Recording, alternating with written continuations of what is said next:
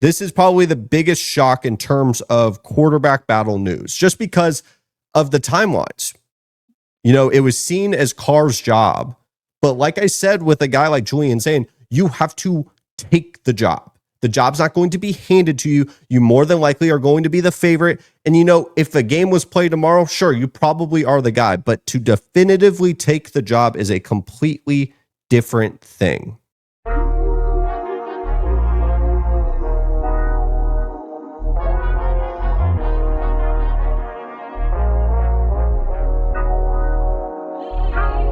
Let's talk about quarterbacks, the premier position in all of football. College, NFL, high school, everyone wants to talk about quarterbacks. So let's talk about Ohio State. Ohio State is in a very interesting position in terms of quarterbacks. Everyone assumes it's going to be Julian Sayin, former 5-star transfer from Alabama. He was the one that was waiting while Will Howard was off winning a national championship, that it was going to be Julian Sayin next up.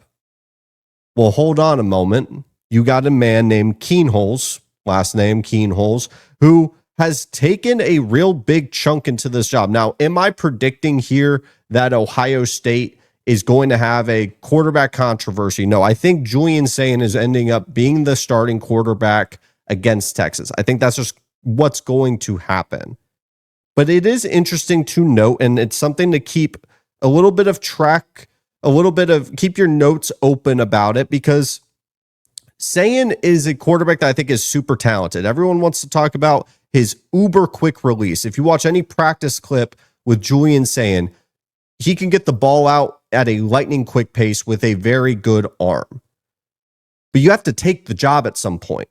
That's just what you have to do when you are in a quarterback battle, especially at the collegiate level. You have to take the job. And that's what concerns me the most about Ohio State as we go into this season, is the fact that Julian Sayin has not taken this job. He's let the door open for Keenholz, a more athletic quarterback, as they are going through a transition at the offensive coordinator position. And that leads me to my next point that I think is going to be something that people haven't talked about. People will look at Jeremiah Smith. They'll look at the transfer tight end that they got, Max Clare, who I think is super dynamic. And people want to talk about the quarterback position. What I'm curious about is Brian Hartline in the offensive coordinator position. He was the wide receivers coach. Everyone talks about the pipeline that is wide receivers at Ohio State. And Brian Hartline is a huge reason why they have the reputation that they do. What I'm curious about is almost a situation where you're letting your kid drive a car for the first time. And if you are one who has experienced this, where you were the one driving, or you're a parent who has helped their kid drive, how much are you letting them make a potential mistake without grabbing the wheel? I think of that with Jimbo Fisher when he brought in Bobby Petrino at the offensive coordinator position. I think Josh Pate made this reference where Jimbo Fisher was finally relinquishing the play calling duties and gave it to Bobby Petrino, but it never really felt like a Bobby Petrino offense. It felt like that for the first couple games in the non-conference, and as soon as they played Miami, it went right back to Jimbo's offense. Now, Ryan Day really did leave, Chip Kelly the freedom to basically call what he wanted. Ohio State looked like a different offense, not the air raids that we're used to with like Justin Fields. It felt like an Ohio State different type of offense. But now you have an in-house hire with a guy that is familiar with Ryan Day for a very long time. I begin to wonder, at what point is Ryan Day most likely going to grab the wheel, and then we're back into a traditional Ohio State air raid offense with all the wide receiver talent?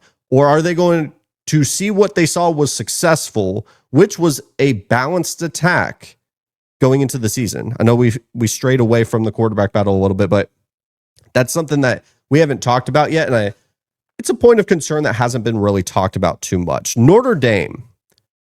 What do you know about Notre Dame's quarterback battle? Or what did you think you know? As Steve Angeli, the former backup who played a little bit in the college football playoff, it was going to be Steve Angeli versus CJ Carr going into the spring. That was the expectation. Steve Angeli goes into the portal, and now it is seen that CJ Carr is going to be the definitive starting quarterback for Notre Dame. And it's seen as they're going to have a quarterback that, in terms of arm talent and potential, easily lifts up the ceiling of what this offense can be with Jaden Greathouse and Jeremiah Love and the running backs and Price, and the offensive line always seems to be good. That Notre Dame is now going to have another gear that I myself have also said is what has limited them from potentially winning a national championship. They've gotten to a national championship as of last season, but we all knew that their offense was going to be extremely limited with a guy like Riley Leonard. And we saw that play out in the playoff, that you can win with him, but not because of him. CJ Carr being a quarterback that we thought had a ceiling that could be the playmaker that could elevate the offense. But things have changed, folks. Things have changed. Kenny Minchey reports coming out of Notre Dame's fall camp, and this is why I love college football. Kenny Minchey is seen as the favorite to potentially win the starting quarterback job for Notre Dame. I am shocked. This is probably the biggest shock in terms of quarterback battle news, just because of the timelines. You know, it was seen as Carr's job, but like I said, with a guy like Julian saying, you have to take the job. The job's not going to be handed to you. You more than likely are going to be the favorite. And, you know, if the game was played tomorrow, sure, you probably are the guy. But to definitively take the job is a completely different thing. And there's a lot of thought to this. Is it a red flag for Notre Dame? A little bit. Minchey is not the type of passer or projected the type of passer as a CJ Carr. Minchey is a little bit more mobile, more towards the Riley Leonard path. I'm not saying they're one-for-one comparisons, but you are definitely going to potentially be more limited. Now, Minchey could go out there and be an incredible playmaker and take Notre Dame all the way to a national championship. That could happen. I could be completely wrong. But from what is projected, it sounds like Minchey is more on the side of a mobile quarterback, a little bit more limited of an offense, but seems to be running it at a higher level.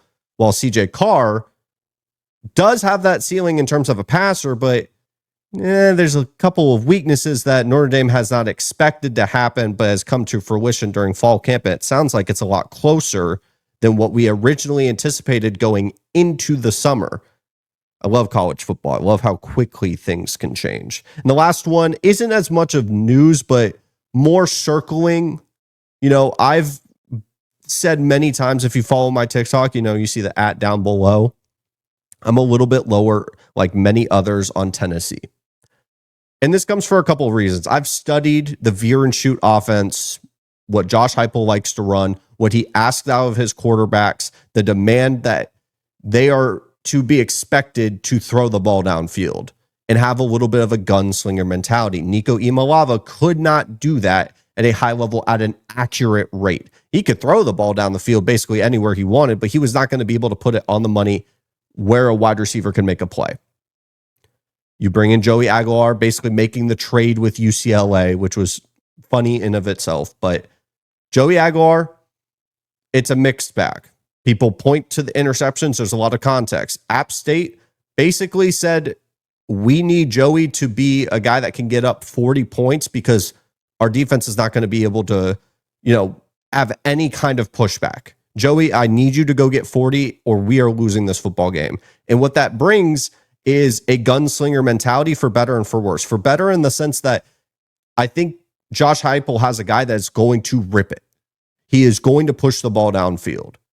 But he's also going to have a guy that is coming in with some tendencies of not playing through the confines of an offense, potentially forcing a ball into some really tough spots. And we've seen that challenge come to fruition during fall camp. But the problem that Josh Heupel is going to run into, and I think why I'm a little bit lower in the vacuum of what Tennessee is this season, I think long-term as a program, I'm buying into Tennessee. I like what they're doing outside of the fact that they're going to Adidas. That's another story for another day. But they have to potentially go to Merklinger, who I'm not that high on, to be honest, and just the confines of what this offense usually asks for in an archetype of quarterbacks. He doesn't really have that right now. He doesn't have these larger sized quarterbacks with massive arms. Their depth chart does not represent that, which brings some interesting questions. And it sounds like they're going to slightly lean Aguilar, which doesn't surprise me because a lot of people will just assume, oh, he's throwing, terrible passes. He's not someone people want to buy into. You got to realize he was at one program after transferring to App State. He was already in the building for UCLA and he made another move. That's difficult for any quarterback. It would be shocking if he had just stepped into Knoxville and took the job immediately, especially knowing what this offense is going to be. But that is everything in terms of quarterbacks and a lot of the news that is coming out. I mean, we are so close. We're at the last week of fall camp. I'm starting to see TikTok dances of, players finally getting back to fall camp. If you're a player watching, congratulations. Fall camp is brutal. And it is an accomplishment in of itself to get to the other side of it.